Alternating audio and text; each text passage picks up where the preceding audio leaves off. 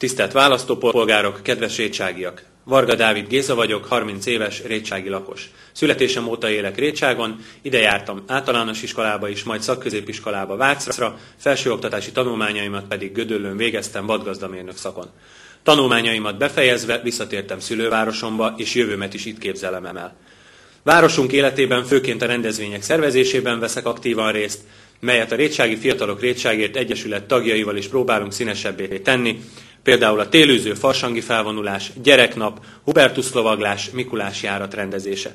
Emellett a születi felvonulásokra is több mint 10 éve szervezem a lovasok és fogatok részvételét. A helyi néptánccsoport tagjaként a hagyományok megőrzésére is nagy hangsúlyt fektetek. Képviselőként terveim között szerepel az új programok kialakítása mellett megtartani a város méltán megbecsült és hagyományos rendezvényeit. Kiemelt helyen kezelni a fiatalok lehetőségeinek bővítését, mind a tanulmányok, munkalehetőségek és a szórakozás terén is. Ehhez elengedhetetlennek tartom például a helyi szakközépiskola reklámozását, hogy minden évben új évfolyamokat tudjunk indítani.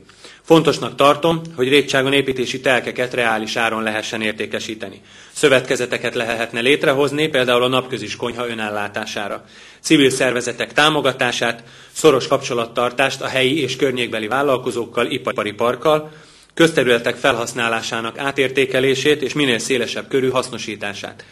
Laktanya minél nagyobb területének a felhasználását a város és az itt élők hasznára.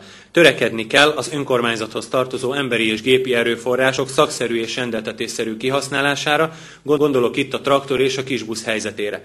Jövőbeni munkásságomat a lakosság igényeit felmérve, időt és energiát nem sajnálva tudom csak elképzelni, melyhez támogatásukat és bizalmukat előre is köszönöm.